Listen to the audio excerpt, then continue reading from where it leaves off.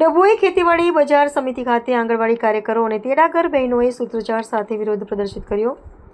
3 દિવસની હડતાલની જાહેરાત। ડભોઈ શહેર અને તાલુકાની આંગણવાડીની મહિલા કર્મચારીઓએ પોતાની પડતર માંગણીઓને વહીવટી મુશ્કેલીઓને મુદ્દે આંદોલનનું શસ્ત્ર ઉગામ્યું છે।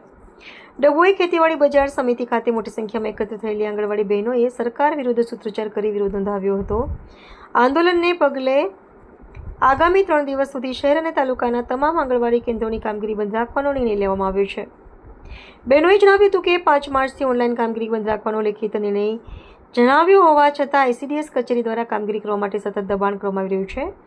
ડભોઈ તાલુકાના 199 કેન્દ્રો પર કામ કરતા 400 જેટલા કર્મચારીઓ કામગીરીથી અલગા રહેતા પાયાના સ્તરની પોષણ અને શિક્ષણની કામગીરી પર માઠી અસર પડી છે। મહિલા કર્મચારીઓએ ચીમકી ઉચ્ચારી છે કે જો સરકાર દ્વારા વહેલી તકે આ પ્રશ્નોનું નિરાકરણ નહીં લાવવામાં આવે તો આગામી સમયમાં આંદોલનને વધુ ઉગ્ર બનાવવામાં આવશે। અત્યારે ખેતીવાડી બજાર સમિતિ ખાતે પલાટી જમાવીને બેઠેલી આ બહેનો પોતાની માંગણીઓ સંતોષાય નહીં તેની રાહ જોઈ રહી છે।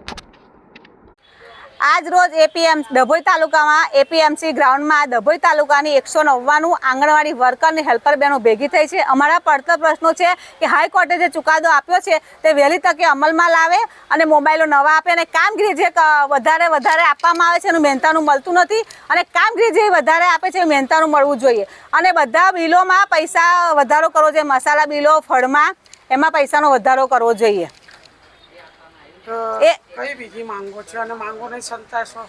માંગો તો અમારી પગાર વધારો છે। કામગીરી ઓછી કરે, કામગીરી વધારે કરાવી હોય તો અમને પગારમાં વધારો કરે અને સરકાર પગાર વધારો નહીં કરે તો અમે ઉગ્ર આંદોલન કરીશું। અમારા યુનિયન મારફતે જે કહેશે કરવામાં આવશે।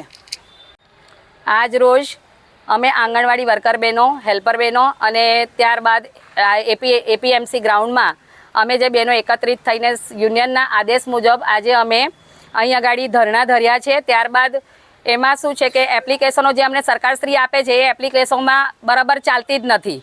ત્યારબાદ એફઆરએસ હમણાં કરીએ છીએ, ત્યારબાદ એવીટી આવી છે। કોઈ પણ કામ કરવા જઈએ છીએ તેમાં સમય વધુ બગડે છે અને એપ્લિકેશનમાં સુધારો થાય એવી એપ્લિકેશનો અમને આપો કે જેથી કરીને અમે એ કામ કરી શકીએ અને કામ અમને કરવામાં કોઈ તકલીફ હોતી નથી। અમે કામ કરવા માટે બંધાયેલા જ છે। હવે તમારી શું માંગણી? હવે અમારા જે આ પ્રશ્નો છે બધા પડતર પ્રશ્નો અમે તો વર્ષોથી કહેતા જ આવ્યા છે કે આટલા પ્રશ્નો છે પણ અમારા કોઈ પ્રશ્નોનું નિરાકરણ થતું નથી। નિરાકરણ નહીં આવતો હવે શું કરશો આગળનું? અત્યારે અમે 3 દિવસના કામથી અડગા રહેવામાં રહ્યા છે। પછી યુનિયન દ્વારા જે અમને સંદેશો આપવામાં આવશે એ પ્રમાણે અમે કામગીરી કરીશું।